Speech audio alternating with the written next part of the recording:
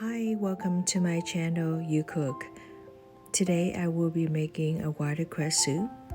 As always, I will boil my bones using half a tablespoon of salt and 1 tablespoon of vinegar.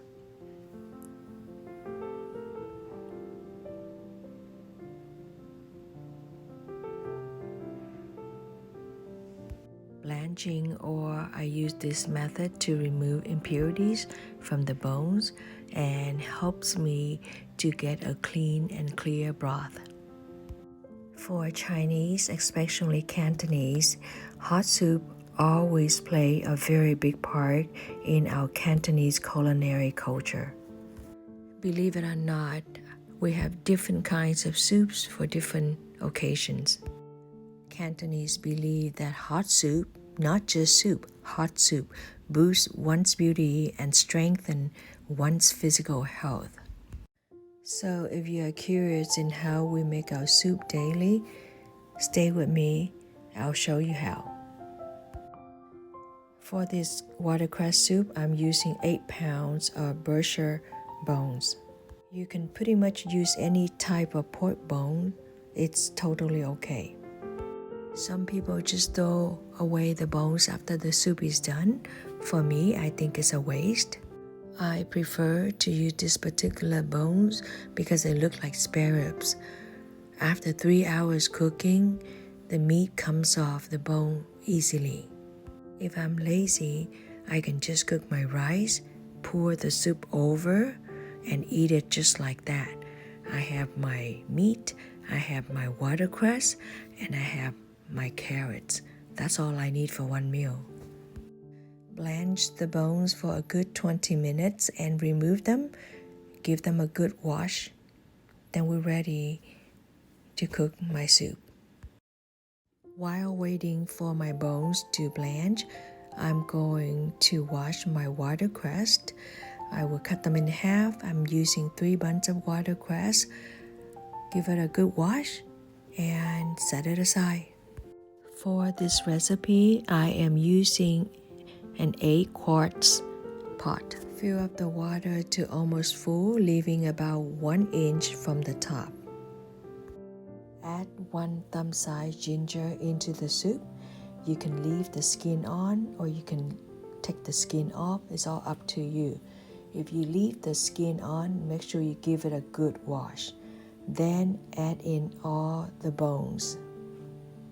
Ginger by itself has an anti-inflammatory properties and it can also calm an upset stomach. Just for your information, Chinese love to add gingers into their soup recipe. Then add in 4 dry honey dates. Now add in 1 tangerine peel. Add in 1 tablespoon of salt. Bring water to boil. Now for the carrots, I'm using 3 of them. Peel the carrots, chop them into 1 inch in length and give it a good wash. Then add all the carrots into the soup.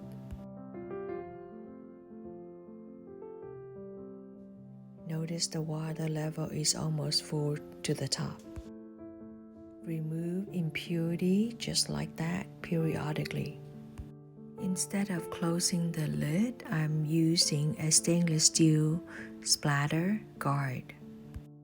I like to use the stainless steel splatter guard as it keeps my stove clean and it also allows me to cook under medium to high heat with semi-clear broth. Take a look at my broth. It's semi-clear, which is perfect. The water level went down to about 2 inches. Now turn up the heat, bring the water to boil, then add in watercress.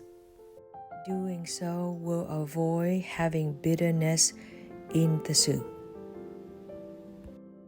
Now use a spoon, fork, or chopstick to push the watercress into the soup and cook for another 15 to 20 minutes under medium heat.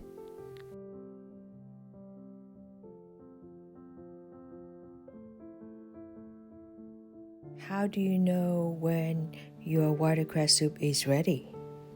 One way to find out is to use a fork and poke through the bone. If the meat comes off the bone easily, your soup is ready. This recipe is actually very easy and simple to prepare. You only need 6 ingredients: watercress, pork bones, carrots, dry honey dates, tangerine peel, and ginger. The cooking time takes about 3 to 4 hours. You can just walk away from it and do your work and then come back in 3 or 4 hours to check on your soup. I started out adding 1 tablespoon of salt. The soup needs a bit more salt. Then I added another half a tablespoon of salt. If you are on a strict salt diet, then don't add the last half tablespoon of salt. I hope you enjoy watching this watercress soup recipe. Not so bad, right? My broth is made purely from the pork bones. That's it for this recipe. Thank you so much for your time. Hope you enjoy watching me preparing this recipe. Until then, take care. Bye now.